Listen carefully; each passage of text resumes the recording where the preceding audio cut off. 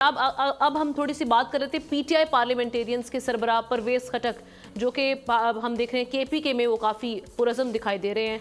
उन्होंने ये दावा तो कर दिया कि मैं मजाक नहीं कर रहा, पख्तूनख्वा में मेरी हुकूमत आ रही है। इससे कबल मरियम नवाज़ भी दावा कर चुकी हैं कि मानसहरा ने 8 फरवरी का फैसला 22 जनवरी को ही सुना दिया है। खैबर पख्तूनख्वा कोई तजुर्बा गाह नहीं है कि कोई भी आए और तजुर्बा करके चलता बने। ये मरियम नवाज साहिबा के अल्फाज थे जब उन्होंने जलसे में खिताब किया था। बिलावल भुट्टो भी हमें केपी में खासे एक्टिव दिखाई दिए। मालाकंड और हज़ारा डिवीज़न के हर बड़े जलसे में वर्कर्स कन्वेंशन उन्होंने बड़े बड़े किए हैं। उसके अलावा जबकि अगर हम बात करें पाकिस्तान तहरीक इंसाफ की, गुज़श्ता 10 साल से केपी में हुक्मरान थी। इसके बाद दूसरी बड़ी जमात JUIF है। तो अब खैबर पख्तूनख्वा की डायनामिक्स क्या बन रही है, कौन सी जमात वहाँ ज़्यादा सीटें जीत सकती है, इस पर हम बात करेंगे। मैं चाहूँगी ज़ाहिर शाह शराजी साहब से पहले इसका टेक लूँ, क्योंकि सर आप वहाँ पर मौजूद हैं, आप बेहतर तरीके से सारी सिचुएशन देख सकते हैं, ग्राउंड रियलिटी से वाकिफ़ है। तो सर क्या देख रहे हैं अभी इस बार, क्योंकि पहले 10 साल PTI को मिले और उसके बाद अब सिचुएशन चूँकि डिफरेंट है, PTI इस वक्त ज़ेर अताब है, तो अभी क्या आपको दिखाई दे रहा है वहाँ पर?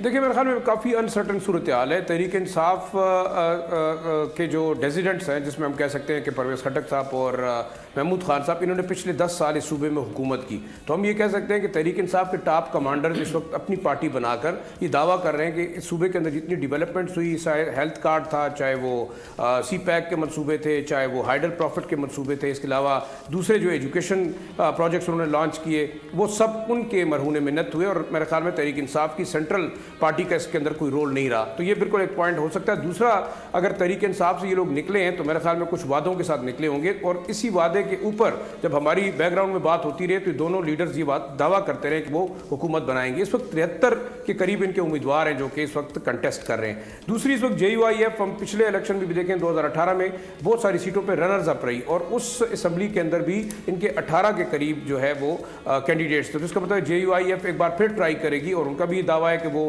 हुकूमत बना सकते हैं। जो आज़ाद उम्मीदवार है तहरीक इंसाफ के बैनर से बाहर लड़ के जो इलेक्शन लड़ रहे हैं, मेरे ख्याल में उनकी भी एक बड़ी तादाद है। इस वक्त मैं ये समझता हूँ कि शायद तहरीक इंसाफ और जो दूसरी पार्टीज़ हैं, सॉरी PTI पार्लियामेंटेरियंस और JUIF, वो शायद इस पोजीशन में हो कि अगर वो मिलकर हुकूमत बनाए तो बना सकते हैं। और परवेज़ खटक साहब हमेशा बड़े जो है वो आप कह सकते हैं ज़ीरक सियासतदान रहे हैं, और तमाम पॉलिटिकल पार्टी, चाहे वो पीपल्स पार्टी है, ANP है, QWP है, जमीयत उलमा इस्लाम है, उनके साथ उनके मरासिम काफ़ी बेहतर रहे हैं। और हमने देखा कि पिछली जो सूबे की जोड़ तोड़ के वो बड़े माहिर हैं। तो मेरे ख्याल में उनका दावा किसी हद तक जो है वो सही भी हो सकता है। पीपल्स पार्टी इस वक्त मेरे ख्याल में पीपल्स पार्टी जो तजिया है, ज़ाहिर शाह का तजिया खासा वजनी है, और उनका वहाँ होम ग्राउंड भी है, और दूसरा ये कि तमाम लोगों से राब्ते में रहते हैं, और उनका तजिया जो है वो बेहतर हो सकता है। लेकिन मुझे ये लगता है कि ये जो दोनों हजरात ने, साबिक वज़राए आला ने मिलकर पार्टी बनाई है, इसकी कोई ऐसी हमें कोई डायनामिक्स ऐसे नज़र नहीं आए हैं, और ऐसा कोई क्रिज्मेटिक चीज़ें हमें नज़र नहीं आई जो लगे कि जनाब इन्होंने आते ही मैदान फतह कर लिया। ऐसी सूरत हाल हमें लगी नहीं है, और हमें अब तक ऐसा तासुर नहीं बनाया है कि बतौर पॉलिटिकल पार्टी वो अपने आप को इस्टेब्लिश कर चुके हैं और रिकगनाइज करा चुके हैं और मास्टर्स में रजिस्टर्ड हो चुके हैं। मुझे नहीं लगा है कि वो मास्टर्स में रजिस्टर्ड हो चुके हैं। मास्टर्स में एक हद तक जो वोट डालने के लिए निकलता है, उसमें उनके खिलाफ वोट करने वाले ज़्यादा होंगे, उनके हक में वोट करने वाले शायद कम होंगे। इसी तरह से JUI का एक असर है, और उसके जो मखसूस हल्के हैं वहाँ से वो जीतेगी। लेकिन ANP और पीपल्स पार्टी और मुस्लिम लीग, तीनों ये भी बड़ी पार्टियाँ बनकर आ सकते हैं। शेरपाल साहब को हमें नहीं भूलना चाहिए, शेरपाल साहब भी एक बहुत अहमियत रखते हैं। और फिर ऊपर जो है वो अपना पश्तून जो तहफ़्फ़ुज़ मूवमेंट है, उसके भी उम्मीदवारों के उसमें जो साबिक फाटा के इलाके हैं उनमें उनके भी जीतने के इम्कान हैं। बहुत मुनक़सिम किस्म का मैंडेट होगा। ये कहना बहुत मुश्किल है कि वज़ीर आला कौन बनेगा, परवेज़ खटक साहब बनेंगे या कोई और बनेगा, ये अभी नहीं कहा जा सकता। ठीक है, एहतशाम साहब आप कैसे देख रहे हैं सारी सिचुएशन को KP में? देखिए, मेरा अपना ख्याल है कि PTI की बहुत ज़्यादा प्रेजेंस है।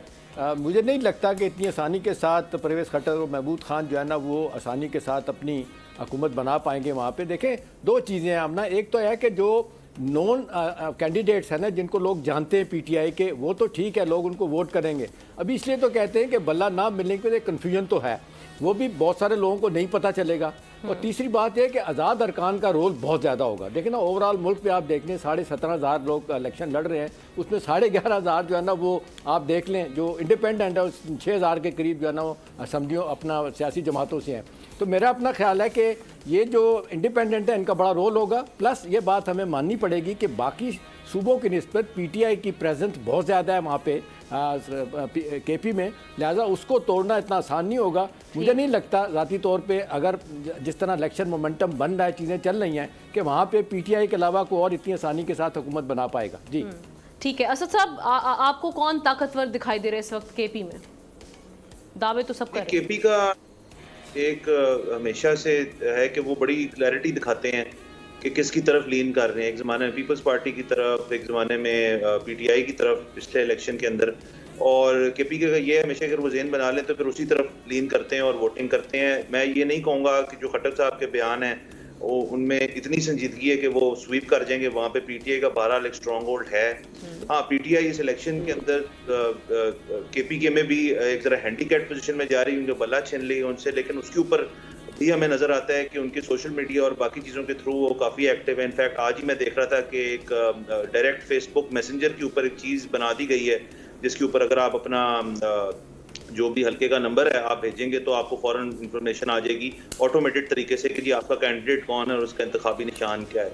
तो इससे तो ये नजर आता है कि पीटीआई जो है वो कॉन्फिडेंट है। उसके साथ साथ जेयूआई की अगर बात की जाए तो यस, अगर तो ये पीटीआई पार्लियामेंटेरियन के साथ मिलके डेफिनेटली कोई ना कोई अपसेट हो सकता है। और इस दफ़ा मजे की बात यह है कि जहाँ बाकी सब जगह थोड़ी सी बहुत ही क्लैरिटी है कि पंजाब में क्या होने को जा रहा है और सिंध में क्या होने को जा रहा है, इस दफ़ा केपीके में थोड़ी सी एम्बिग्यूटी है कि वहाँ पे काफ़ी लोग स्ट्रॉन्ग नज़र आ रहे हैं। लेकिन मेरा अपना ख्याल है कि पीटीआई को इसके अंदर समझना कि वो एक स्ट्रॉन्ग कंटेंडर नहीं है, ये गलत बात होगी। ठीक है, बिल्कुल सही, आपका टेक सामने आ गया। सब्सक्राइब करें और बेल दबाएं ताकि कोई खबर रह न जाए।